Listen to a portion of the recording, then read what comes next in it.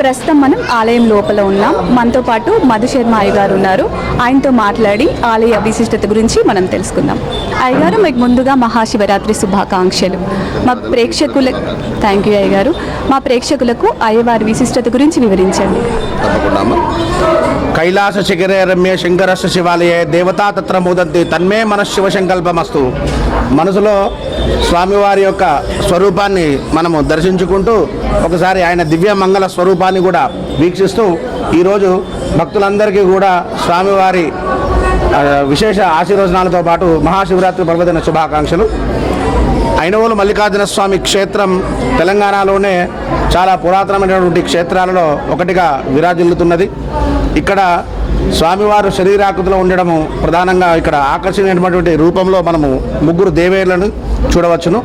పశ్చిమ చాళుక్యుల కాలం లోపల 8వ రాజు అయినటువంటి 6వ రాజు అయినటువంటి విక్రమాదిత్యుడు త్రిభువన మల్లు బిరుదాంకితుడు ఇక్కడ ఉన్నటువంటి ఈ దేవాలయానికి తన యొక్క మంత్రి ఎవరైతే అయ్యనపురువులు అనేటువంటి వ్యక్తి ఉన్నాడో తను ఈ ఆలయాన్ని నిర్మించినట్టుగా ఇక్కడ శాసనాల ద్వారా మనకు తెలియస్తున్నది. తన పేరు మీద ఇక్కడ ఐనవోలు గ్రామం కూడా పిలువబడుతున్నది. వెనకాల కండెల రాయుడు మల్లికార్జున స్వామిగా, బలిజ మేడాలదేవి పార్వతీదేవిగా, గొల్లకేతమ్మ మనకి ఇక్కడ గంగామాతగా ఆరాధించబడుతున్నారు. ప్రధానంగా ఇక్కడ జాతరాకాలం మనకు చూసుకున్నట్లయితే సంక్రాంతి నుండి ఉగాది వరకు కూడా 3 నెలలు జాతరాకాలంగా నిర్ణయించబడింది. శివరాత్రికి పాంచానిక కార్యక్రమము శైవాగమోక్తంగా అత్యంత భక్తి శ్రద్ధలతో ఇక్కడ మనము 9 వాహన సేవల మీద స్వామివారిని ఊరేగిస్తూ 5 రోజుల కళ్యాణ స్వామివారిని మనం ఇక్కడ నిర్వహించుకుంటూ ఉంటాము. అయితే శివరాత్రికి ఐనవోల్లో ప్రత్యేకత ఏంటి అంటే పాంచానిక కార్యక్రమంతో పాటుగా అర్ధనారీశ్వర లింగం ఐనవోల్లో ఉండటము విశేషం. అర్ధ ప్రాణమట్టంతో బాణాకారం శ్వేతాకారంలో ఉన్నటువంటి ఈ అర్ధ ప్రాణమట్ట లింగాలు మనకు చాలా అరుదుగా ఉంటాయి. ఇక్కడ అభిషేకం చేసినటువంటి ప్రతి ఒక్క భక్తులు కూడా ఒక విశేషమైనటువంటి భక్తి ప్రపత్తులు తమ యొక్క భక్తి ప్రపత్తులు చాటుకుంటూ ఇక్కడ ప్రత్యేకతలను చూసి తెలుసుకుని వాళ్ళ మొక్కుబళ్ళు చెల్లించుకుంటూ ఉంటారు. మనము ఈ 5 రోజుల కార్యక్రమం కూడా స్వామివారికి పురవిధి సేవలు కానివ్వండి, తర్వాత పెద్దపట్నం కానివ్వండి, ఈ మహాశివరాత్రి రోజు పర్వదినాన సాయం సంధ్య వేళ స్వామివారికి 6 బయట కళ్యాణం కానివ్వండి ఇత్యాది కార్యక్రమాలు కూడా చాలా శాస్త్రోక్తంగా భక్తి ప్రపత్తులతో నిర్వహిస్తూ ఉంటాము.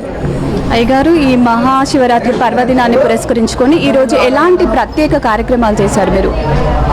ఈ కార్యక్రమాలు అనేటివి మనకు 6వ తేదీ నుండే మొదలయ్యాయమ్మా. 6వ తేదీ నుండి ఉదయం మనకి స్వామివారికి సూర్యప్రభ వాహన సేవతో మొదలుకొని యాగశాల ప్రవేశంతో పాటుగా మనకు ఈ కార్యక్రమాలు మొదలయ్యాయి 6వ తారీఖు రోజునే. ఈరోజు మనం చూసుకున్నట్లయితే 3వ రోజు స్వామివారికి ఈరోజు కళ్యాణము. ఉదయం నుండి కూడా ప్రత్యేకంగా అభిషేకాలు, వేల సంఖ్యలో భక్తులు అభిషేకాలు నిర్వహించుకోవడం జరుగుతున్నది. ఇప్పుడు 9 గంటలకి స్వామివారికి పార్వతీ పరమేశ్వరుడు మల్లికార్జున స్వామి బ్రహ్మరాంబామాత వారి యొక్క కళ్యాణం కూడా మనము వైభవంగా నిర్వహించుకుంటున్నాము. తర్వాత పొద్దున కూడా పెద్దపట్నం కూడా నిర్వహించుకోవడం జరిగినది. అయ్యగారు, గత ఏడాదితో పోలిస్తే ఈ ఏడాది భక్తుల తాకిడి ఎక్కువగా ఉందా? ఖచ్చితంగా ఎక్కువగానే ఉంది. వాస్తవానికి భక్తులు మనకు 3-4 గంటల వరకు మాత్రమే అభిషేకాల్లో పాల్గొనేవారు. కానీ ఇప్పుడు చూసుకున్నట్లయితే ఇప్పటికీ కూడా ఎటువంటి రద్దీ తగ్గకుండా చాలామంది భక్తులు వచ్చేసి స్వామివారిని దర్శించుకుంటున్నారు. ఈ జాగరణ ఎప్పటితో ముగుస్తుంది? అంటే రేపు పొద్దున ముగుస్తుందా? రేపు ఎలాంటి ప్రత్యేక కార్యక్రమాలు ఉంటాయి? వాస్తవానికి జాగరణలు 2 రకాలుగా ఉంటాయి. అయితే ఇందులో ఏదైతే లింగోద్భవ కాలం అనేటువంటిది మనకు ప్రక్రియ ఉందో అది నిర్వహించుకున్న తర్వాత స్వామివారి లింగోద్భవ కాలం తర్వాత ఆయనకు అభిషేకాలు మనము చేయడం ఆపేస్తాము, నివేదన పెట్టేస్తాము. తర్వాత ఈ జాగరణ అంతా కూడా ఉదయం వరకు కొనసాగించి మళ్ళీ స్నానాలు చేసిన తర్వాత స్వామివారిని దర్శించుకొని ఇళ్లలో అయితే దీపారాధన చేసుకొని స్వామివారికి నిత్యపూజ చేసుకున్న తర్వాత జాగరణ అనేది విడిచిపెడతారు. అయ్యగారు, మా భక్తులకి ఇంకొక ఏంటంటే ఇక్కడ వరాలు పట్టుడు కార్యక్రమం అంటూ ఒకటి ఉంది అని చెప్తున్నారు. దాని ప్రత్యేకత గురించి వివరించండి.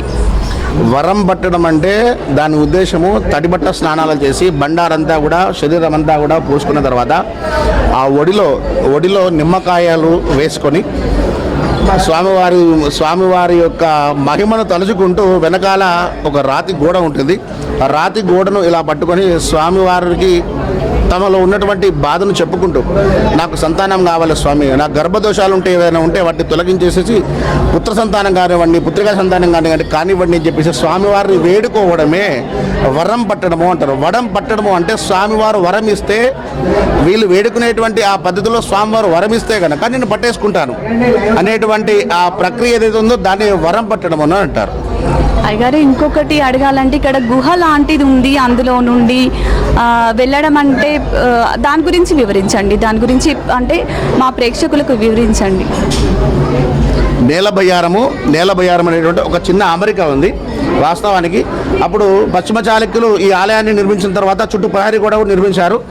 ప్రహరీ గోడ మీద సైనిక పటాలం, అంటే దాన్ని సైనిక పటాలంగా కూడా కొంత వాడుకోవడం జరిగింది. ఎందుకంటే వెనకట దేవాలయాలకి పటిష్టమైనటువంటి భద్రత ఉండాలనేటువంటి ఉద్దేశంతో ఇంత ఎత్తుగా గోపురాలు కానివ్వండి, ఇంత ఎత్తుగా ప్రహరీ గోడ కానివ్వండి కట్టడం జరిగింది. ఏంటంటే దాని మీద భక్తులు దాని మీద ఎవరైతే సైనికులు తిరుగుతూ ఉంటారో వాళ్ళకి నిలబడడానికి ఒక ప్లాట్ఫామ్ లాగా నిర్మించాలి ఆ నిర్మాణాన్ని.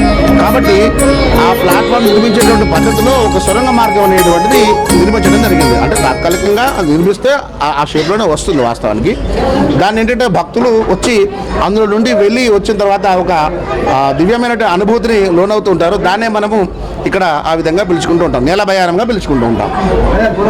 ఆలయ ప్రతిష్టత గురించి, మన అయ్యవారి ప్రాముఖ్యత గురించి మన అయ్యగారు చాలా చక్కగా వివరించారు. ఈ కార్యక్రమాన్ని మనం ఇలాగే కొనసాగిద్దాం.